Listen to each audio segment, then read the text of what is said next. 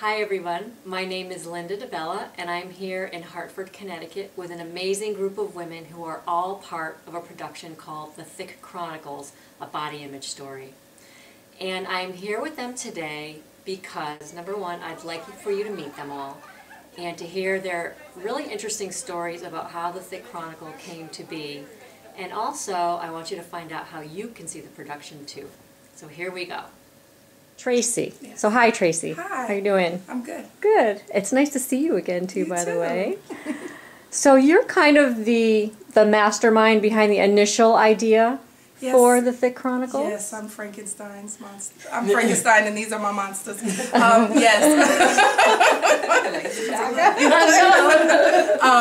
Why don't you tell us about what inspired you to initially come up with the idea? The inspiration for The Thick Chronicles, ironically, is it was the Vagina Monologues in a sense.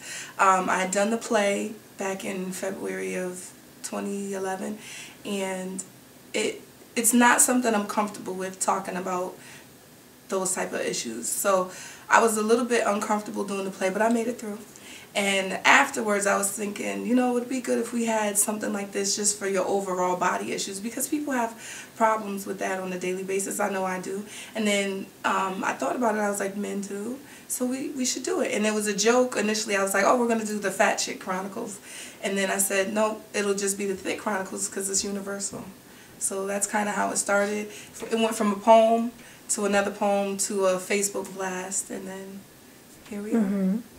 And you got quite a response on Facebook when you posted a question on your status. Yeah, I went home on a Monday night after going to Poets Corner, and I posted on Facebook, changed my status to just say, if you have a body image story, be it good or bad, if you love your body, if you hate your body, send me the story. And I got a flood of messages in my inbox.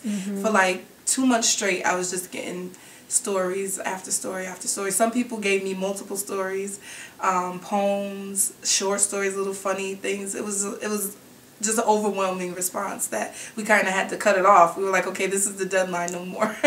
Wow. Yeah. That's fantastic. And we haven't even used everyone's story in the actual production.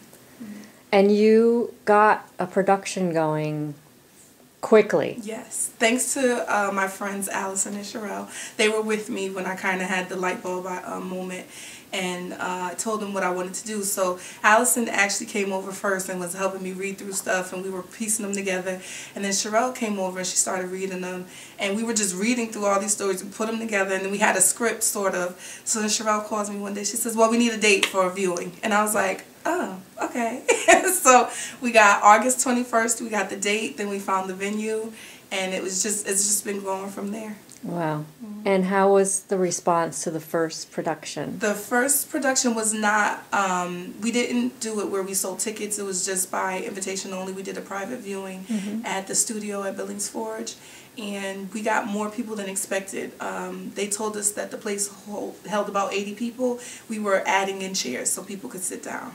So I don't know what our total number was of people who viewed it, but they loved it. We had a question and answer portion afterwards where people were saying this needs to be in every school, every child should hear it, you know, adults as well.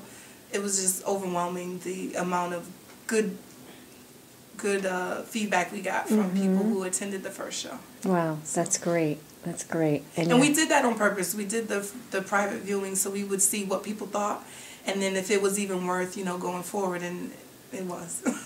That's wonderful. Yeah. Great, thanks. Allison. Hi, how are you? Good, how are you? Good. So everybody, you shared a chronicle. You shared your story, right, for the Chronicles. And you actually have an interesting story of how your story came to be. Could you share that with us? Yes, my piece in the Chronicles is called Stacks and Rows. It's about a woman who's going shopping, and I actually wrote it in the dressing room of Filene's basement. I went shopping one Sunday. You know, I thought I looked pretty nice, and I'm just picking through the racks, and these women are looking at me because I go through the entire store, and they're kind of looking at me like, what is she doing over in this section? Because it was like the petites, but people hide stuff all over the store. And I felt kind of bad. I was just like, why are they looking at me? So I went in the dressing room. I sat in there for about an hour and a half, so I'm pretty sure they were thinking I was either stealing or I passed out or was taking a nap. But that's how I wrote the poem and, edited it down, and it just, really just kind of focus on the fact that, I'm a big girl, but I think I look pretty nice. I think I can dress up pretty well and feel confident, and, and that's what this is about. That's what my story is about. Great. And how does it feel to have someone else in the production actually, telling your story? What's that like? This time around, I'm actually doing it. It was kind of nice to hear somebody else reading it, and it's interesting to, like, somebody else would find some emotions that I might not have even picked up on when I was writing it, and different feelings, and to have it come back to me, it's like, wow, I hadn't thought about something like this in that aspect. So it's kind of nice. It's great. It's weird, but it's nice. Good, thanks. Jamie, hi. Hi. How are you today? I'm good. Good.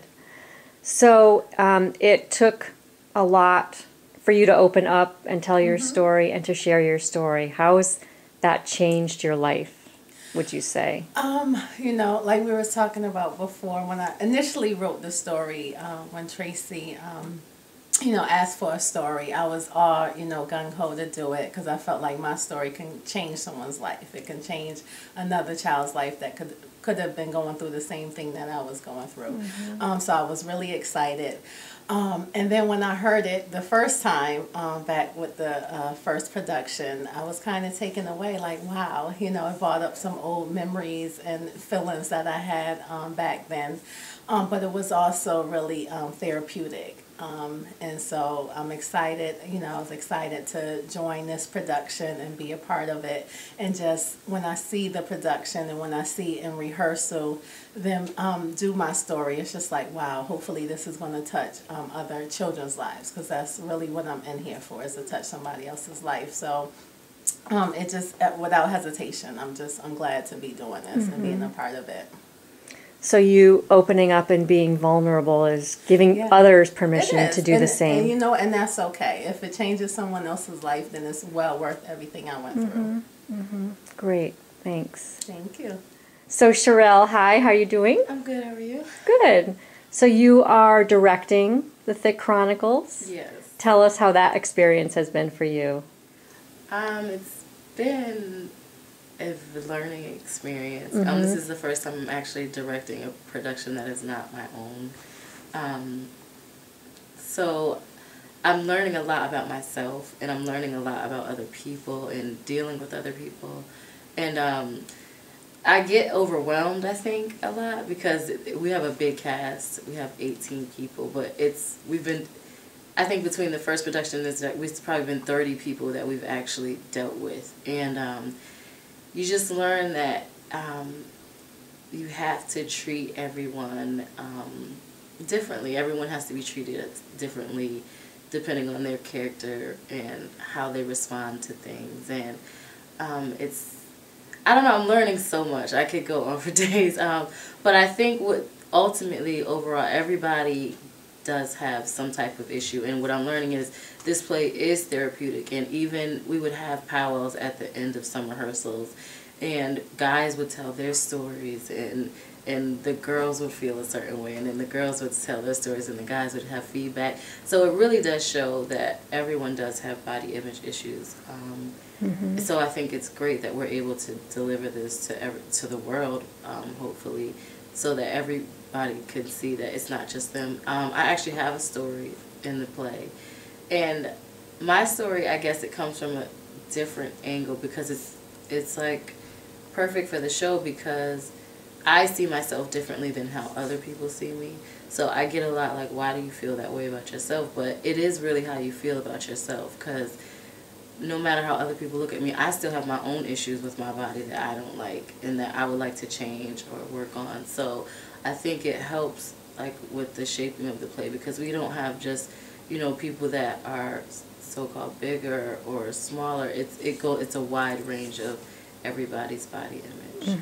We're our own worst critics, aren't we? Yeah, we definitely Always. are. It doesn't matter. And it's true. Everyone, we see ourselves so differently than other people see us. Yeah. So you're developing your relationship skills with this job, would you say? I definitely am. Yes. I think I'm going to be a better girlfriend. Good job. Good job. Hi, Latoya. Greetings. And I have to show everybody your mug. This is just the coolest mug. Is that not the coolest mug ever? Nice, thanks. So you were in the first production, correct? I was in the But first now you're actually behind the scenes. production. Exactly. Yeah. So how is it different for you? Tell me how you're feeling about that. I'm so excited about this because I just feel like it's just what they call it. They call it a movement. It's a movement. And when I first heard about it, I definitely submitted a piece because I wanted to be a part of it. And then when she asked me to consider being on stage, this was my first time acting on stage. And I don't feel I'm an actress. However, I did the part. But I'm definitely more of I like to watch and see how it comes together and I kind of see where she wants to go with it. So I guess I fit better behind the scenes. So you've got some insight, probably. You can kind of... I have some huge insight. Huge insight into body image, yeah. I do. One of my pieces that's included in there is called Pound Cake, and it's actually from a chapter in a book that I wrote. It's my memoir, and it's called The Right Amount of Sunshine, Cultivating Little Girls into Young Ladies. And so that whole piece is just about the images that we send our young people and how they feel about themselves and how we can, just with the things that we say and the things that we do, we could kind of either help our kids develop a great sense of self-esteem, or we can cause problems for them, not even knowing that we're doing it. So that's pretty much what my piece is about, and I think that's what the whole play is about, how we project ourselves. It is important that we see ourselves a certain way, but sometimes when we see ourselves that way, we're setting a bad example for other people. Right. So it's not even what we're saying to them about them. It's how we're acting towards ourselves and treating ourselves in front of them. And they're taking that as a cue. I just had a coworker of mine tell me about her daughter and how her daughter is 10 years old and she's developing a complex with her weight. Even though she's not overweight, she's not as small framed as her other friends. And she says, I kind of feel like it's my fault because I wanted to lose weight. Her mother had lost weight recently, so a lot of talk was about dieting, and I think the words that she was using, dieting and I'm fat, I need to lose weight, as opposed to I'm going to eat healthier. And so she feels like she sent her daughter the wrong message. And so we had a discussion about that the other day and how big of an impact we can have with our words and our actions. Yeah, I mean that whole word diet is just it has a negative connotation to it, as opposed to diet as being what we just feed ourselves, right? And part of our diet is what we're feeding ourselves emotionally and physically and spiritually as well. It's not just food, right? So if we could change that mindset around that word, that would really help, I think. Great, thank you so much. Good luck, everybody here. I'm really looking forward to seeing the play. I'm going to be there for sure, and I can't wait to see you all. And can you please, someone tell us how, where, and when you can get tickets, when the production is? Production will be January 28th and 29th at Trinity on Main, 8 p.m. on Saturday, 5 p.m. on Sunday. Trinity on Main is 69 Main Street, New Britain Avenue. You can go online at brownpapertickets.com to purchase tickets online, or you can visit the box office at Trinity on Main, or My People Clinical Services, 915 Asylum Avenue in Hartford, and a host of other locations in Hartford. To reach us directly for questions or anything about tickets or the show, you can call us at 860-578-2050 or thethickchronicles@gmail.com. Awesome, awesome. So looking forward to this. Camera ready. And remember, it's not just a play, It's a movement.